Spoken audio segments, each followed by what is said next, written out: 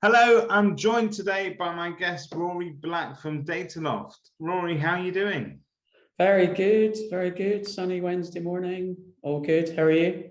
It's all good here in Manchester and the sun is shining for once. So yeah, I Wow. think this is our day, one day of summer that I we was going get. to say, you need to get out in your Speedos and enjoy it. I'm not sure there's anything the public needs to see right now.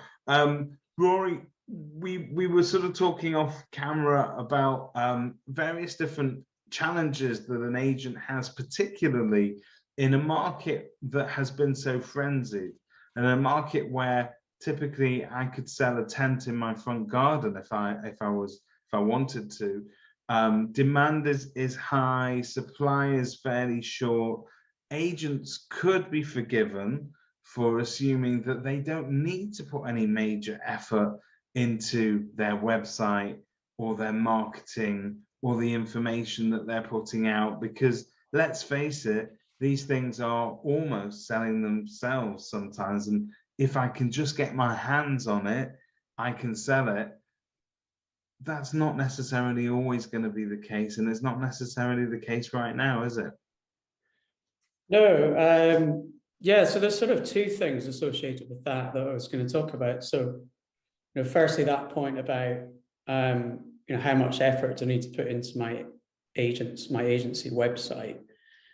And then do I need to put the effort in because the market's really busy? But I thought it might be quite interesting to share some really interesting research that very much shows, as a lot of the great agents out there do all the time, that it really is important to invest energy in your website. Can I share those with you? Yeah, please. Yeah. So we get really involved in the Property Academy Home Moving Trends Survey every year, and that goes out to 30,000 home movers. So people buying, people selling, landlords, tenants, etc. And it was really interesting because this is a question that comes up quite regularly. And in the survey, actually, there was evidence showing that the importance of estate agent websites is actually growing all the time. In fact, 18% of home movers increased their use of estate agent websites last year, suggesting that buyers are increasingly using them as part of the home moving process. So actually ensuring that your website is up to date and relevant is really important. And the interesting thing, which is not a surprise, given that we just published an infographic recently that said that 38% of the UK population were in the process of moving or thinking about moving at the moment, which is still a staggering figure 2 years on from the start of COVID. But so it was those actually looking to relocate that posted the biggest rise in the use of estate agent websites.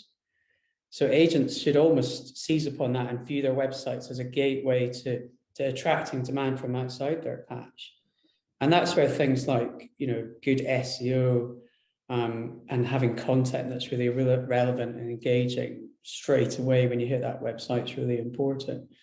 And just a last stat really to answer that question about, is it worth investing time in my website? Actually, more than half of vendors in the survey also visited an agent's website before instructing them. So it's kind of like that final bit of reassurance that, yeah, I think they're the right agent for me. So obviously, if you're doing that and you go into a website that hasn't been updated for a while, the blogs were last written in 2018, perhaps that's not going to give you that element of reassurance. So certainly the evidence suggests, in answer to that first question, is it worth investing the energy? Yes. And there are a number of different reasons why it's also really worthwhile doing that, using informational content that people can rely on. It's stat-based. It's you've got real market evidence there, because people correlate being knowledgeable around your core subject with being trustworthy. And I think if we want to, as estate agents, be seen as true professionals in our area, you want to get that message across to the public. And I think how better way can you do that than using data and information at its best? Yeah, no, definitely. Well, that sort of ties in with the second part of that question as well, which is why bother when everything is selling like hotcakes? I mean, we've just put our property on the market, and it went on at the weekend and it's sold. Well, subject to contract, obviously, but that's congratulations. 2 days, absolute madness. But like you said, you know, the thing is that it's not going to go on forever, is it? This wave of madness. You know, things will settle down at some point. There's early signs that perhaps it's taking a little bit longer to sell. There's less stock coming on the market, etc. So your website should always be regarded as a long-term way and most important, really, part of showing your brand. You know, regardless of what's happening in the market, it's a key part, probably the most important part of increasing your business, bringing in new business. You know, we talked to Alex at Estate Apps, who we work quite closely with, and he said something really interesting, which was that your website should be your hub. Everything you do should be going through your site, because that's where your brand is. The portals don't do that for you. Yeah. And actually, if all your interaction with that agent is through Rightmove or Zoopla, your experiences with Rightmove or Zoopla, and you get very little feel for that agent themselves. So if we know more people are going to estate agent websites to get that reassurance, or to just try and find out what's going on in the local market, then make sure that website's really, really powerful. But that gets to the crux of the issue, which is the silver bullet, isn't it? It is. So we need a quick solution to a short question. And we always joke that there is no silver bullet, but in prop tech, we find very often there are suppliers with silver bullets for particular problems. So I'm sure you guys are there. So I think just to redefine what that problem is, I want people to come to my website. I now understand it's important to keep it up to date. You've impressed that upon me, and the stats speak for themselves. But what content should I be putting on my website, and how do I find it? Yeah, exactly. So the first thing to say is that there's actually a huge variety of options out there. So there's lots of suppliers that are providing ready-made content that either you can sort of manually put on your website, or you can even automatically pull through to your website. I'll talk a bit about what we do in that sense in a second, but I mean, like you said, that the key thing is, so there's evidence out there, strong evidence, that you're going to get more dwell time, more people staying on your website when they're reading things like blogs. And the key thing is, like, people are going to engage and be interested if it's relevant to them. So that is the absolute bottom line. It's complete basics. Yeah. So what can you put on your website that's really relevant, that means something to people that are on the website?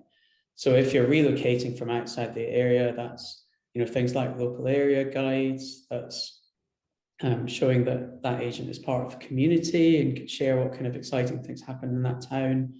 Because actually, if you're relocating, your agent is your kind of oracle of information on an area that you don't really know that well, and you're looking for a lot of reassurance that it's the right place for you to go to. So, and the other thing is to try and hit people with that relevant and interesting content right from the beginning. So think about what your interaction is with the website, rather than a sort of generic, you know, homepage filled with properties to buy or let. Hit them with a really interesting headline, hit them with your local expertise right from the beginning. Just try and twist it around and take a different angle. So things like, yeah, so there's some brilliant suppliers out there now in the market. So, you know, there's things like you can get ready-made blogs. Blogs are really powerful bits of content to have on your website, especially if it's a blog about what's happening in the local rental market in Croydon. It naturally allows you to say Croydon about 7 or 8 times, and that really helps with SEO. They're not pushy, they're not salesy, they're just all about sharing information. So there's guys out, really, really great guys out there that like Jerry Lyons, who can do that. And there's people like our lovely friend Chris Watkins, who will write, you know, local area thought pieces featuring local stats. It's already done. You just drop it into your website and you're up and running. We work closely with lots of really great website companies like Starbury and State Apps, for example, and they can pull through automated local area guides, easy ways of collecting great reviews from people, etc. So there's lots of tech out there. Obviously, the free valuation tools have been around for years, but they're an obvious one to add to your website as well. Yeah, from our perspective at Dataloft, actually there was a really interesting stat again in that survey that said that, what do people want to find on an agent's website? And almost half of them said, I want to find local housing market information and insights. So we actually provide for agents an automated feed of local market insights that feed through to their website page. So it's a one-time install, it's nicely designed, it's branded, it's a nice roundup of the local sales and lettings market. And it's SEO friendly, it's mobile friendly, and it just says to people, these guys know their stuff straight away. So that's constantly sort of drawing on fresh info. Every time you update it, your website is then going to have fresh market stats. And typically, Rory, what sort of data are we looking at? Yeah, so we tend to pull from a sales point of view from land registry. We're built from a lettings point of view. We're building up this fantastic data set of rent paid transactions, which is quite unique in the market. So it's as up to date as it possibly can be. And obviously, the other thing about the wow factor in your website is to make it as visual and as non-texty as possible. So we just pull out kind of key, more interesting stats. They're nicely designed with infographics behind and all the rest of it. So that again just adds, because the challenge, and I'm the same, is we just glance at things now. We don't read reams of information. So you need to grab a few key points really, really quickly. But it's been amazing that, we never envisaged this, but those, so up to date, we've had one page that automatically feeds through. And last year we had those pages across all the agents we work with had 400,000 visitors per month visiting those pages. And what we advise agents to do is when people land on that local insights page is to have really good calls to action. So like book evaluation, or even order a market report, which they can get from Dataloft and Forum as well. But it's gone so well, those pages, that we've expanded. So we call them smart pages now. We've actually got a whole new range of them. So there's a sales one, there's a lettings one, there's a new build one, there's one for premium markets. And so it means that, once you set it up, you automatically scatter kind of really interesting, thoughtful content throughout your website. And the other thing is, once you've got that content on it, whether it's blogs from Jerry or content from Chris, or local area guides from a website company you work with, it gives you an excuse to then push people to that website as well. And whether it's social media posts saying latest stats available or latest new insight on the market available, and visit our website to read, or whatever. So it's not only building a kind of up-to-date, really interactive, interesting website, but then having the excuse to get in touch with people to tell them about it as well. So it's kind of like this little ecosystem. What I like about this as well is that, and I think you and I have spoken about this before, one of the key pressures on any agent is that we are always time poor, and it doesn't matter what the market's doing, we always seem to be rushing and sort of running out of time. And I think part of the reason for that is that we're expected to juggle and wear a tremendous number of hats. So I'm a marketeer, I'm an expert valuer, I am an expert negotiator, I'm a mediator, sometimes I'm a psychotherapist, but whatever I am, I don't have enough time to do all of those roles in their entirety.